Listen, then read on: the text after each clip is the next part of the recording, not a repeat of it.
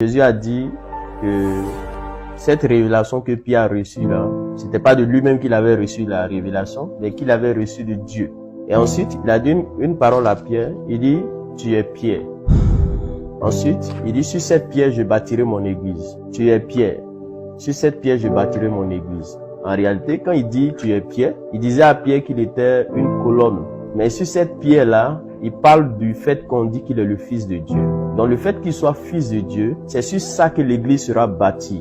Donc si Jésus n'est pas Fils de Dieu, il n'y a pas existence de l'église. Donc c'est pour cela que quand on va en Actes, les apôtres ayant compris, on dit que Jésus est cette pierre qui est rejetée par ceux qui bâtissent. Donc la pierre c'est Christ, c'est lui qui est la pierre. Le fait qu'il y ait révélation qu'il soit le Fils de Dieu, c'est ça qui est la pierre. Donc c'est sur ça que l'église est bâtie. C'est sur ça qu'il y a la révélation. Maintenant aujourd'hui, Pierre ayant marché avec Christ, aujourd'hui il nous fait savoir que lui Pierre, serviteur de Jésus-Christ, c'est-à-dire quelqu'un qui a tout laissé, de pêcheur de poissons, il devient pêcheur d'hommes, donc serviteur de Jésus-Christ. Ensuite, il est apôtre de Jésus-Christ. Apôtre parce qu'il est témoin de la résurrection. Jésus les a rassemblés, il dit, allez annoncer que je suis le Fils de Dieu, que le royaume est venu. J'appelle mes frères à venir résider dans le royaume. Donc c'est pour cela il dit qu'il est apôtre de Jésus-Christ. Maintenant, il dit qu'il a eu une vérité qu'il veut partager avec nous. Maintenant, quelle est la vérité? Il dit à ceux qui ont reçu en partage une foi du même prix que la nôtre. Donc tous ceux qui pensent que le Seigneur Jésus est le Fils de Dieu, tous ceux qui pensent qu'il veut être chrétien, il dit à tous ceux-là, je vais adresser une vérité. Ensuite, il dit, par la justice de notre Dieu et du Sauveur Jésus-Christ. Donc ceux qui sont appelés par la justice de notre Dieu et du Seigneur Jésus-Christ, il dit que la grâce et la paix vous soient multipliées. Donc la grâce et la paix seront multipliées par quoi? Il dit par la connaissance de Dieu et du Seigneur Jésus-Christ. Donc la grâce et la paix seront multipliées. Par quoi? Par la connaissance de Dieu. Donc s'il n'y a pas connaissance de Dieu et du Seigneur Jésus-Christ, il n'y a pas grâce et paix. Est-ce que vous comprenez? Donc l'essence c'est que on voit que dans la vie actuelle, nous tous on cherche grâce et paix. Qui parle de grâce, c'est une faveur. On dit on est sauvé au moyen de la grâce, n'est-ce pas? Mais cette grâce-là, qui donne le salut là, elle est visible dans la vie de quelqu'un si la personne connaît Dieu et Jésus-Christ. Donc, on est dans une fin où l'église cherche quoi? Des miracles. L'église cherche certaines choses de la vie. Mais l'église oublie que la paix là, la grâce là, ça vient de la connaissance de Jésus et de Dieu. Donc, sans connaissance de Dieu, sans connaissance de Jésus, on ne peut pas avoir paix. Donc, il nous donne un secret aujourd'hui. Il nous dit, mais si vous voulez avoir la grâce, si vous voulez avoir la paix, mes frères, cherchez à connaître Jésus, cherchez à connaître Dieu. Il dit, tant que vous allez connaître profondément Dieu, la grâce et la paix, là, vous seront données. Ça, c'est ce qu'il dit dans ce livre. Maintenant, on est dans une sphère où, la plupart du temps, on a été enseigné de différentes manières. Mais, on est peut-être victime d'une idéologie, nous tous. Mais sauf qu'aujourd'hui, Dieu dit que si on veut hériter de la grâce, il faut qu'on cherche à le connaître. Donc, ce qu'on va faire aujourd'hui, on va désapprendre toutes les fables qu'on a reçues pour chercher à connaître Jésus-Christ et Dieu. Parce que si on connaît Jésus, on connaît Dieu, alors la grâce qu'on cherche tant, la paix qu'on cherche tant, on aura cette paix. Est-ce qu'on se comprend? Donc, comme j'aime le dire, par exemple, vous voyez, si quelqu'un n'a pas une connaissance de Jésus-Christ, même si c'est mal enseigné, il va enseigner sa vision. Si quelqu'un n'a pas une connaissance de Dieu, il va enseigner sa vision. Vous voyez? Parce que la paix, la grâce, la paix, c'est juste la présence de Dieu. C'est la présence du Seigneur Jésus. Quand il allait, il a trouvé que ses disciples étaient quoi? Étaient seuls. Ils étaient tristes.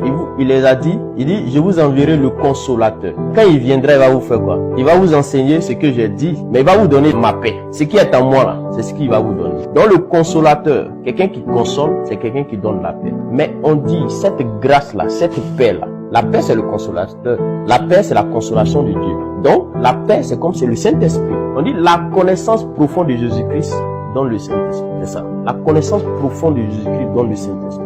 Donc si quelqu'un cherche à vivre pleinement ce qu'est le Saint-Esprit là, les manifestations authentiques du Saint-Esprit, la Bible dit qu'il doit chercher à connaître Jésus. C'est ça. Parce que Jésus viendra quand l'église va chercher à le connaître profondément. C'est ça. S'il n'est pas encore venu, c'est parce que l'église ne connaît pas Jésus.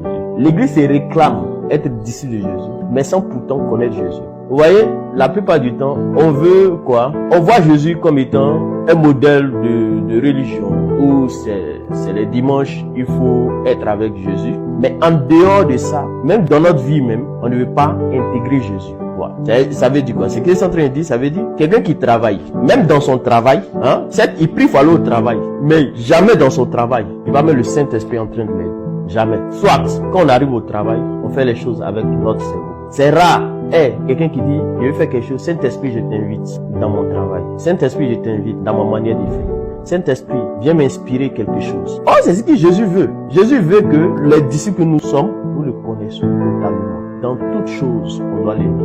Tu sais, il y a un modèle de religieux, vont dire, bon, tu sais, Jésus c'est la repentance, c'est prêcher la repentance. Mais Jésus est partout. Là où tu l'invites, il sera là. Si tu l'invites que dans cette vision, il sera là. Au point où, quand Jésus va commencer à se manifester dans d'autres vies, comme tu connais pas Jésus profondément, tu vas commencer à blasphémer contre son nom. Elle dit non, ça là, il n'y a pas Dieu dedans. Non, Dieu n'est pas dans finance. Dieu n'est pas dans vente. Dieu n'est pas dans temps. Dieu n'est pas dans temps. Non, Jésus veut être partout, en fait. Son esprit veut être partout. Qui parle de grâce, c'est être partout. Il veut être partout. Mais tout ce qu'il a besoin, c'est que les hommes quittent de leur manière de faire, les méthodes qui se sont fixées, pour que lui, il puisse vraiment les orienter. Quelqu'un qui va à l'église baptiste, ils ont une idéologie, ils ont une manière d'opérer, ils ont une manière de réfléchir. Au point où si tu nais de l'église baptiste, il y a quelques valeurs que tu dois prendre. Ça, c'est pas la connaissance de Dieu. Parce que la connaissance de Dieu stipule que ce n'est pas de l'église où tu es quitté, leur manière d'agir que tu dois hériter des choses, mais tu dois hériter des choses parce que Jésus-Christ te donne ces choses, parce que tu as décidé de le connaître. De la même manière, prends quelqu'un qui est protestant, s'il vient de telle église du réveil, il a une manière de fonctionner. Donc pour lui, en dehors de cette manifestation, en dehors de cette manière de voir, c'est pas le Saint-Esprit. Vous voyez. Donc aujourd'hui, j'ai voulu que on prie pour désapprendre tout ce qu'on a hérité, pour que Jésus-Christ vienne faire grâce pour qu'on puisse le connaître profondément. Parce que, vous voyez, je disais la fois passée, j'ai dit, même quand les gens prophétisent, s'ils n'ont pas dit ainsi par l'Éternel ou non, ils sont pas tombés en transe, souvent même on ne croit pas. Ou bien souvent d'autres pensent que prophétiser c'est tomber en transe. Ça c'est un rite, c'est une manière de faire qui vient des hommes. Hein? On a vu quelqu'un où il est tombé en transe, c'est fini. L'église là, c'est un ensemble de personnes. Hein? On est ensemble, on a vu que c'est comme cela, ça a fonctionné, c'est fini. Les gens héritent de ça. Ah, c'est comme cela on doit faire. C'est comme cela on doit faire. Mais Jésus ne veut pas qu'on dise c'est comme ça on doit faire. Jésus veut qu'on dise c'est lui qui fait. Et puis il fait comme il veut. Un jour, je disais à Ézéchiel, il dit, je ne veux plus servir un Dieu que je sais expliquer tout ce qu'il fait. Ça veut dire quoi? Ça veut dire, quand il dit, je sais expliquer tout ce qu'il fait, ça veut dire que je veux expliquer la logique, ce que je vois parce que j'ai vécu ou ce que je sais des Écritures. Dieu est souverain. Dieu peut changer la manière d'opérer parce qu'il est Dieu. Regardons une histoire. Pierre, en acte 10, Pierre, il a pris un certain nombre de jours où il est monté sur la montagne. À un moment donné, Pierre a commencé à prier. La Bible dit que Pierre est tombé en extase et il a eu une vision. Dans la vision, il y avait des quadrupèdes, il y avait en tout cas, les reptiles que Dieu avait interdit les Juifs de manger. On dit tu et mange. Il dit Seigneur, je n'ai rien mangé d'impur. Mais c'est vrai. Parce que ce qu'il est en train de dire, Seigneur, dans la Bible, tu as interdit ça. Dieu dit, ce que moi j'ai déclaré, qui peut déclarer impur? Donc, Pierre voulait expliquer Dieu avec une certaine logique. Effectivement, selon qu'il est écrit. Mais là, il a vu que Dieu est souverain sur tout. Dieu peut changer les choses. Et ça, après, il va te dire, c'est comme cela, ça fonctionne. Est-ce que vous comprenez? Donc, ce que je suis en train de dire, c'est que quand on voit ces exemples dans l'écriture, ça nous interpelle de ne pas chercher à savoir comment il fonctionne. Mais c'est plutôt de nous attendre à lui quand on a besoin de lui. Peu importe la manière dont il va se manifester, qu'il se manifeste. On cherche vraiment à le connaître. L'apôtre Paul dit, il dit que, à un moment donné, quand il marchait dans la marche, il avait semblé pour lui connaître Christ. Mais il arrive à des moments où il n'arrive pas à le cerner. Il n'arrive pas à le maîtriser. Ses voies sont insondables. Il n'arrive pas. Pourquoi? Parce que Dieu est imprévisible. Est-ce que vous comprenez? Dieu est imprévisible. Donc, aujourd'hui, pour ce que Dieu veut faire avec cette génération, c'est que Dieu veut que tout ce qui est coutume qu'on a appris dans l'église actuelle, faut qu'on laisse ça. Pour que lui, Dieu, se manifeste pleinement. Il veut se manifester dans la vie de chacun. Mais on s'est fixé une manière de le voir. Au point, ça limite sa manifestation. Ça limite sa manière d'agir. Ça limite sa manière de fonctionner. Est-ce que vous comprenez? Ça limite. Est-ce que vous comprenez? Donc, c'est ce texte que j'avais choisi. Mais on a beaucoup prié parce que c'est ce que Dieu me mettait à cœur. On prie pour enlever ces choses. Pour que lui se manifeste pleinement. Vous voyez? Parce que c'est clair, le texte a dit, par la connaissance de Dieu, par la connaissance de Jésus-Christ, la grâce et la paix sera multipliée. Tu peux lire le suivant, au verset 3, il dit quoi encore?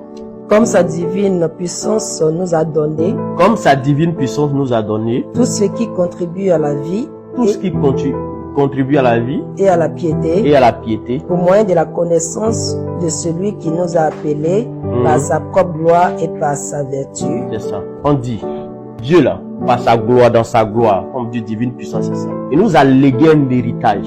Mais l'héritage là, est dans quoi? Est dans la connaissance de Christ. Parce que c'est de l'héritage là qu'on va recevoir les vertus qui sont cachées en Christ. Quand quelqu'un dit, marcher dans la sanctification. Mais marcher dans la sanctification, c'est une vertu qui est en Christ. Mais c'est la connaissance de Christ que Dieu laisse ça. C'est dans la connaissance de Christ que Dieu visite quelqu'un avec sa sainteté. Parce que si tu ne connais pas Jésus, tu ne peux pas marcher dans la sainteté.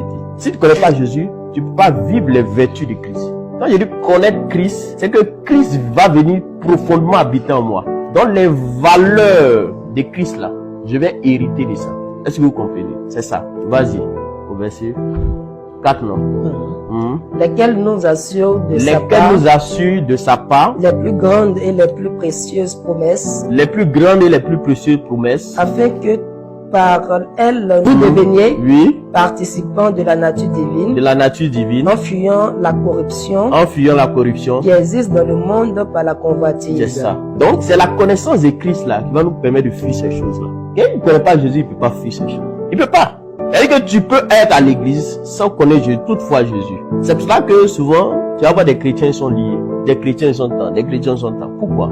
Parce que c'est le manque de connaissance de Jésus. Si tu connais Jésus, naturellement, il y a certaines choses que Dieu même a dit dans l'écriture. Son peuple périt par manque de... C'est la connaissance. C'est la connaissance. C'est la connaissance.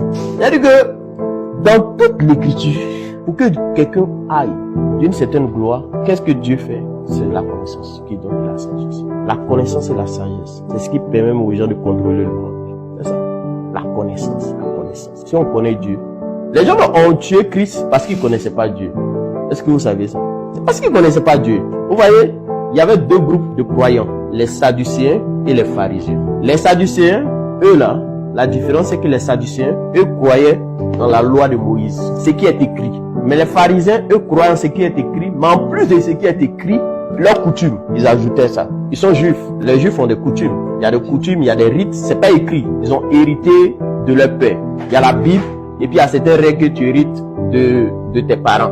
Dans toutes les civilisations, on a ça. Chez nous, nous tous, on a des coutumes. On a comment on fonctionne. Coutume, c'est comment les hommes fonctionnent. Maintenant, en plus de ce qui est écrit, eux disent que il y a ce qu'ils ont reçu de leur père là. Ils ajoutent ça à la parole de Dieu. Les Sadducéens disent non, ça marche pas comme ça. Donc, quand Jésus causait les Sadducéens, eux vont, quand Jésus fait quelque chose, ils vont les regarder dans la Bible. Est-ce que c'est écrit? C'est un verset qui est écrit. Ils vont demander verset. Hein, c'est quel verset? Ce qu'il est en train de dire, ça vient de quel verset? Ça, c'est les Sadducéens. C'est ce qu'on appelle les Sadducéens. C'est quel verset? Ah, c'est pas écrit. Non, il n'y a pas verset. Le verset ne dit pas ça. Le verset. Comment tu as une version française? Et puis, tu as dit ça ne dit pas ça. C'est une tradition. C'est une tradition. Un verset peut pas, un verset là, en réalité, les chrétiens de nos jours, ils pensent qu'un verset ne peut pas expliquer une portion de la vérité de Dieu. Je vais vous expliquer ce qui est à l'origine des versets. Dans les versets, c'est des gens, c'est la foi. Derrière les versets, c'est la foi que les gens manifestent. Quand les gens ont commencé à marcher avec Christ à un moment donné, quand l'église primitive avait été vraiment torturée, des gens ont commencé. Donc les gens se sont approchés de Dieu, ils ont dit que une portion de la parole de Dieu suffit pour qu'il y ait manifestation dans la vie de quelqu'un. Donc c'est comme si on mettait Dieu grand. C'est-à-dire, donne-moi une petite portion de ta parole. C'est-à-dire, si Dieu dit A que Dieu a dit là, ça peut manifester quelque chose en moi. C'est pour cela que les gens disent verset. Au lieu de lire toute la parole de Dieu, tellement Dieu est puissant, il suffit qu'une lettre qui sort dans l'écriture, cette lettre-là peut affecter la vie de quelqu'un. C'est pour ça que quand les gens enseignent, ils prennent des versets. Mais un verset ne peut pas expliquer toute la portion de la vérité. Pour comprendre toute la portion de la vérité, il faut regarder d'abord le chapitre, il faut regarder le livre. C'est ça. Est-ce que vous comprenez? Donc, les Sadducéens disent non. Quand Jésus parle, c'est écrit dans quel verset? Jésus guérit quelqu'un, il prend salive. Il met sur le visage. On dit c'est écrit où? On va montrer où c'est écrit. Ouais, de nos jours, il y a des chrétiens, ils vont faire ça. On dit, lui a guéri un salive, c'est un sataniste. Salive. Autant de Jésus là, où est un verset où c'est écrit? Ils vont dire Jésus est Dieu. Si eux étaient autant de Jésus, ils allaient accepter qu'il est Dieu. Vous voyez comme les gens ne connaissent pas Dieu. S'ils étaient autant de Jésus, est-ce qu'ils allaient accepter le crachat de Jésus? Qui allait accepter? Hein, Jésus est là, il est calé. Il prend salive, il va mettre sur notre visage. Qui va accepter ici, là? Sois honnête, et qui va accepter? Personne. Hein? On lit l'écriture, il n'y a pas salive, Dieu n'a jamais guéri la salive. Mais pourquoi Jésus va guérir la salive? Scientifiquement, prenez la salive et puis regardez les éléments qui sont dans la salive, vous allez voir quelque chose. Quand Jésus fait quelque chose, il fait cette chose-là parce que c'est une vérité absolue. Est-ce que vous comprenez? C'est pour cela, les pharisiens aussi l'ont traité de Belzébuth. Ils ont raison, non? Selon ce qui est écrit. Vous comprenez? Donc, ce que je suis en train de faire aujourd'hui, c'est vous inviter à chercher à connaître profondément Dieu. Vous voyez, souvent Dieu fait des choses qu'on ne peut pas expliquer.